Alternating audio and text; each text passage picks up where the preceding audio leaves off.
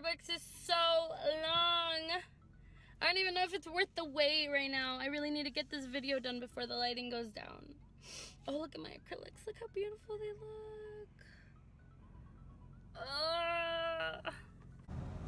Okay, I'm trying to get comfortable here. Just got my Starbucks. I got my, what is it called? It's a venti double chocolate chip frappe. I love it. So if you want to go to Cuba, like my crazy ass, if you want to go to Cuba and you are afraid of going alone, number one, Cuba is super safe. Cuba is super safe. You do not have to worry about anything. There's literally cameras and there's like military people everywhere. The safety issue isn't a really big concern. Of course, just like any other country, you're not going to be at like 3 a.m. in an alley that you don't know of and there's people there, you know, like you got to be smart, just like in any other country. That was recommended to me is don't be wearing like gold and jewelry, you know, that could be a problem just like in any other country, you know, but I felt very, very safe. It was super safe. I was walking back from a bar one time. It was called La Floridita and I was coming back from it and it was like 2 a.m. and my Airbnb was a little bit far away and I was walking by myself and I had no problem actually. So it was actually like super safe. Like I go to Mexico every year and I'm freaking afraid sometimes being over there. But with Cuba it was so different. Number two, take money. Okay, you can't, if you're from the US, you cannot take out money over there from your cards. The ATMs will not work unless you have some from Europe or something. But most Americans don't take cash. I was there for 5 days and I took about $800 and I still came back with money. Just know that the exchange rate from $1 to 1 CUC, which is what they'll give you, because they have two currencies. They have the Cuban currency and then they have the tourist currency. So Cuban people like to, you know, they're hustlers. They will make money however they can. And so the exchange rate is not very good. So take money. What I did was I tried to just take 100 CUC, so $100 at least each day. And so like sometimes 50 went to like food or others went to other activities. You just gotta kind of plan it out really well. Another thing with that is like with your money, plan out what you're gonna do. So like if you want to rent a car to be around Havana Vieja, like for that classic car to take you somewhere, just know that sometimes they charge you up to 50 CUC, which is a little bit over $50. So just kind of have that envisioned. Like try to look on TripAdvisor. Don't try to book things like if you're gonna be like me who just was in La Habana, like don't book things in advance unless it's your Airbnb or hotel, because honestly you can find whatever you want to do over there. Like you can get the cars, you can get like tours and stuff like that. Well, scratch that, not really.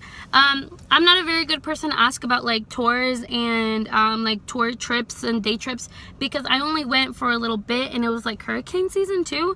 So there was like a little mini hurricane and Irma had just hit not that long ago when I went.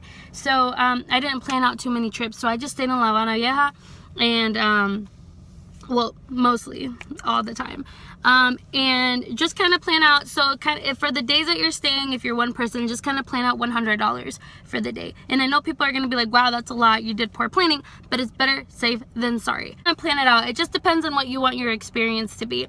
I just wanted to kind of chill and just be like, have the culture, you know. And then the last 2 days I went to my ex-boyfriend's hometown, so I didn't really spend that much money at all. So that's why I came back with money, I think. Otherwise I probably would have spent it on bars and booze and everything. Another tip is take take clothes like that will make you look good. I mean, whatever, like you can dress however you want. Who am I to tell you? But Cuban people like to dress up and they look good. Like you will see over there, and there's not much over there, but they look good. Like their eyebrows are waxed, their hair is done, their nails are done. They look so good. So I wish I would have done my hair like this when I went, so I would have looked a little better in my pictures. But honestly, a lot of people in Cuba just look so good. So just take dressy clothes, take some extra pair of like heels or something like that. Just make yourself look really good, because a lot of people look good over there. Like you can express I just love that. Like these people have so much confidence, and I had to turn off my car.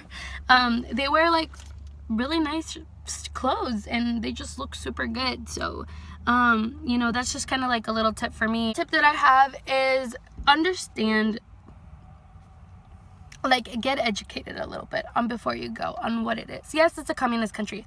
It's not like North Korea, but I'm gonna be honest, like, even though they don't have the opportunities that I have, I couldn't freaking walk into a Starbucks if I wanted to, because there wasn't anything like that. Things that I take for granted, like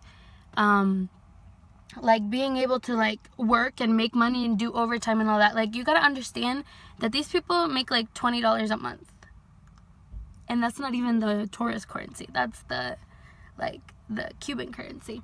So just, like, imagine you being a doctor and you're still getting paid the same as somebody that's just a general laborer. You know, like, that's where the differences are. Because I work at Walmart. I make, like, whatever I make, but I know a doctor's making more than me. You know, like, here you can have the chance to be better. Over there, it's not really that possible, so a lot of people revert to coming here, you know. So just kind of get educated, learn a little bit about how they live their life and stuff like that, because even though they have nothing, because I'm gonna be honest, like, when I was over there, it was hard to find, like, food, like a marketplace for me or something like that. It was hard. Like, a lot of people say, how is that hard, like, finding food? Like, I couldn't just go into a Walmart and buy food. Just gotta learn about it, see it, and you're gonna be so grateful. Like, I'm very grateful that I was born in the U.S. And I am very grateful for being an American. And I am proud. I'm a proud American. And I love being from here.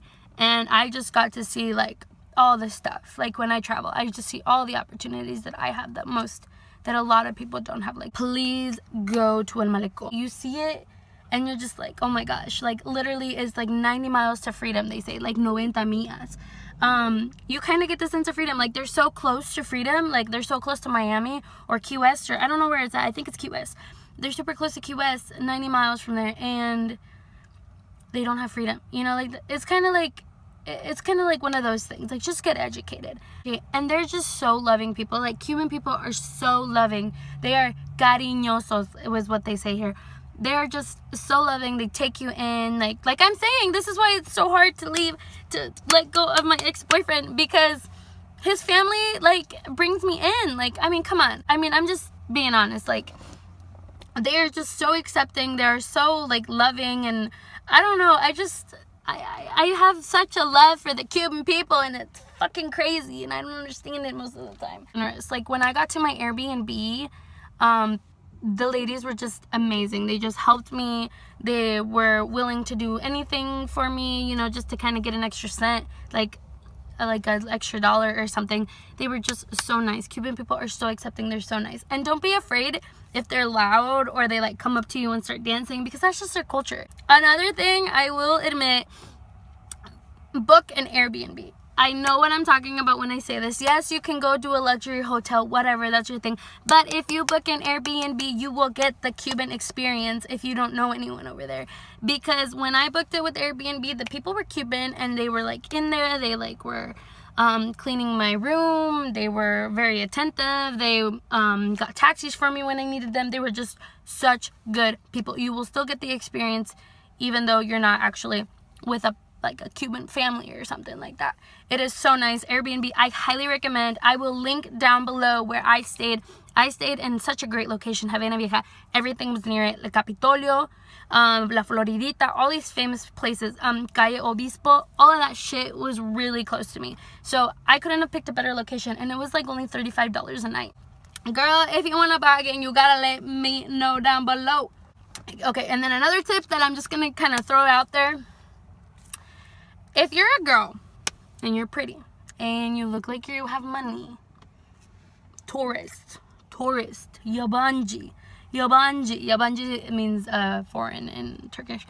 If you look like a tourist and you're a pretty girl, guys will approach you. You gotta understand, they will approach you. Cuban people will approach you to try to get money from you, whether it's by helping you do something like the rental car, or if it's just trying to show you around, but they want you to, like, dine them and stuff.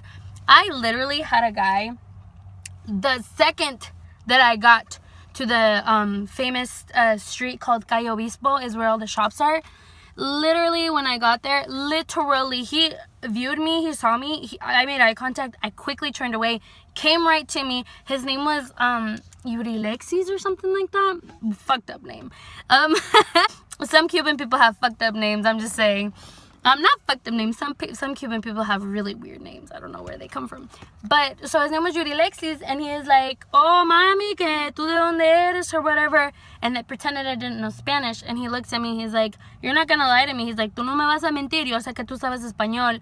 And then I finally told him, I was like, what do you want? I was like, what do you want? 5 CUCs? I was like, I'm sick of this, you know, because I'm not gonna I knew it was gonna happen, but I didn't think it would happen so fast. So I just started kind of like accusing him of doing that, and he got so offended. And whatever, he like bought me, he tried to buy me like a drink, and I said no, I refused. And he was like, that's like not nice, like Cuban people offer people things, like you shouldn't be a bitch. And then he like became my tour guide all of a sudden. He started telling me about the streets, started telling me about the alleys, which alley was this, what happened here in the revolution, all this shit, right? And he started talking about, like, he just became my tour guide out of nowhere.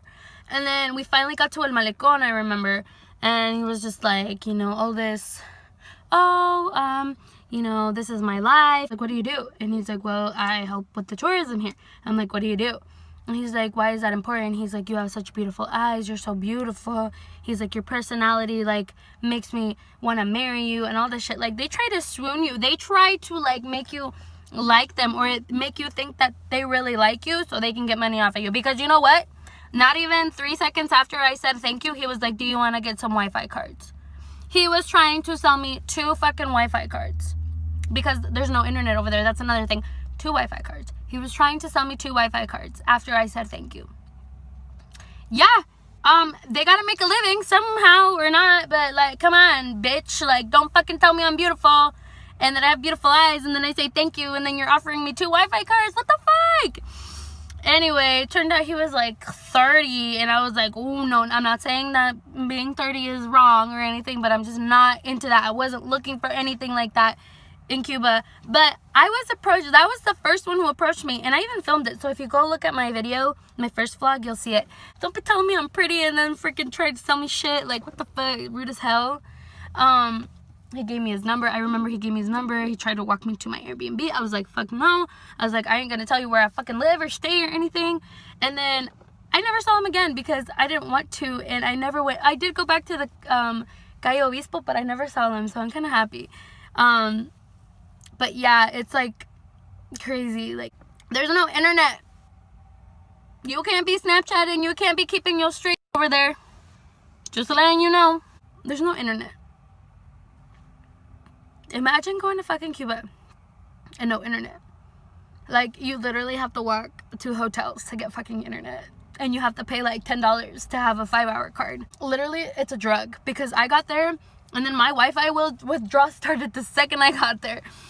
I was like, really? I was like, I can't Snapchat this. I can't document this. Like, I was so pissed off.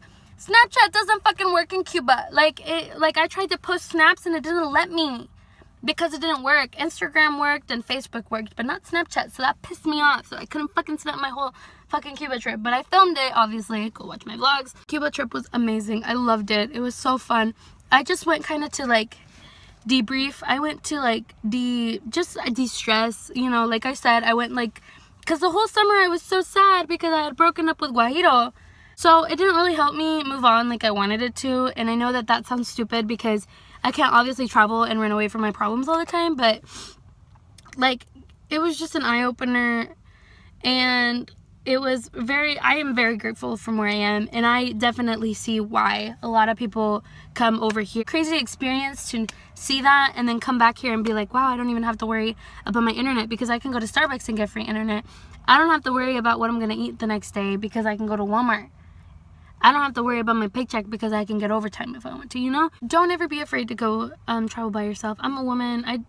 Oh, and then another tip, if you guys can go outside of Habana Vieja, like, I didn't go to the beach places, I didn't go to Varadero, I didn't go to Pinar del Rio, I didn't go to, like, all these touristy areas other than La Habana, but I did go 2 days to the village, Guajiros.